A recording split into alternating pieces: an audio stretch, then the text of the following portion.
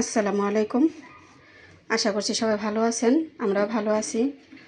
আজকে আমি একটা ডিমের রেসিপি নিয়ে আসলাম। সেদ্ধও করব না, ভাজবও না। আজকে নতুন পদ্ধতিতে আমি ডিমটা পাক করব। দিয়ে দিলাম তেল,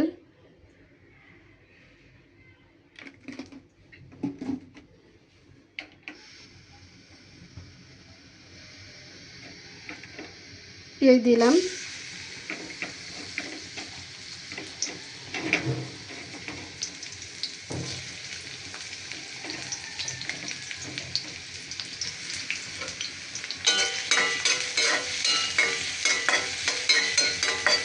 পেঁয়াজটা লাল করার পর্যন্ত আমি অপেক্ষা করব। পেঁয়াজটা লাল করতে থাকি। পেঁয়াজটা লাল হয়ে গেছে, পানি দিয়ে দিলাম।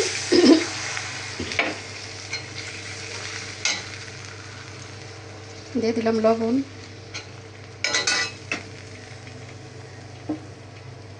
দিয়ে দিলাম হলুদ,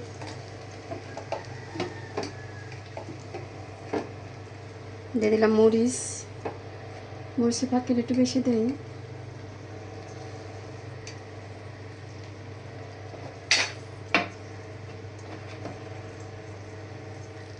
দিয়ে দিলাম ধনিয়ার পাখি, আর এখানে কাঁচামরিচ, টমেটো, তেজপাতা।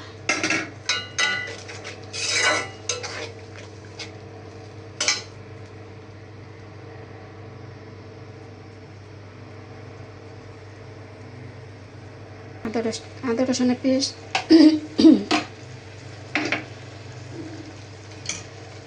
মশলাটা আমি কষাইতে থাকি। মশলা কষাই,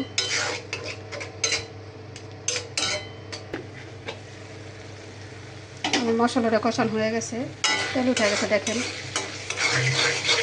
এখন আমি পানি দিয়ে দিব।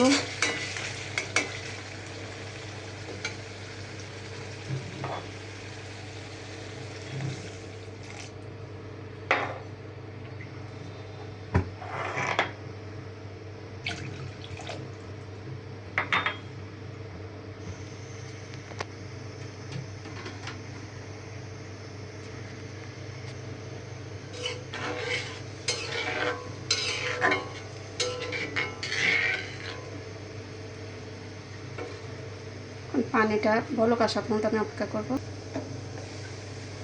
পানিটা বলক আসা পড়ছে,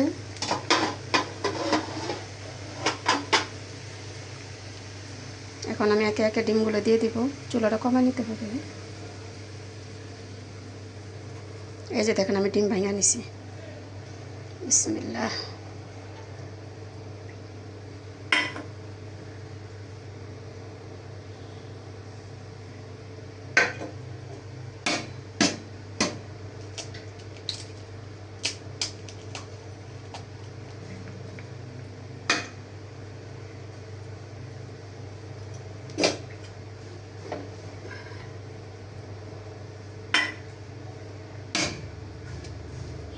শর্টকাটের একটা রান্না, কোনো ঝামেলা নেই। আমি 4টা ডিম দিয়ে দিলাম। ডিমগুলো তো আমি দিয়ে দিলাম। এখন এটার উপরে একটু লবণ দিয়ে দিতে হবে, যেমন ডিমের কুসুমের ভিতরে লবণগুলো যায়, এই জন্য হালকা একটু লবণ দিয়ে দিলাম। এখন আস্তে আস্তে এটা বলক আসুক। চুলাটা কমাই রাখতে হবে, ডিমটা জমতে থাকুক। আসুন দেখি তো আমার ডিমটার কি অবস্থা।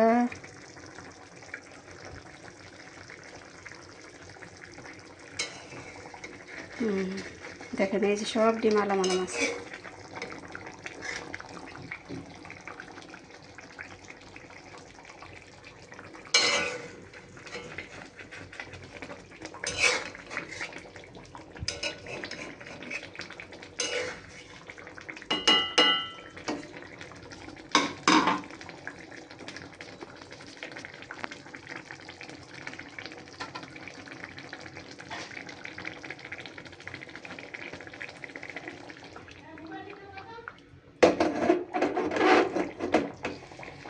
আমার ডিমটা হয়ে গেছে, এখন আমি ভাজা জিরা গুঁড়া দিয়ে দিই।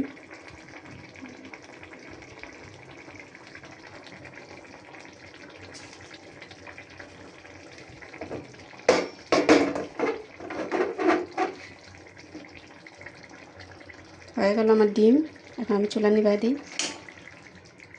এই যে ডিমটা আমি একটা বাইরে দেখাই, দেখেন ডিমটা পুরো আলাম আছে।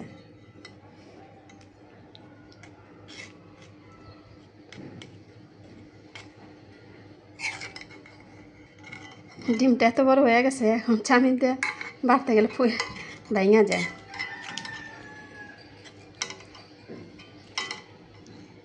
ভাঙিস না।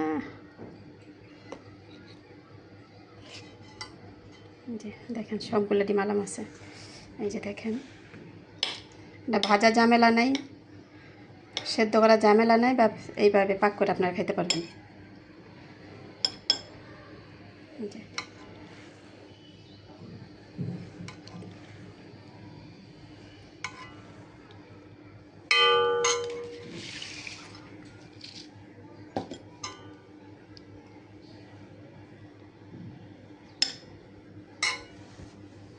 দেখেন,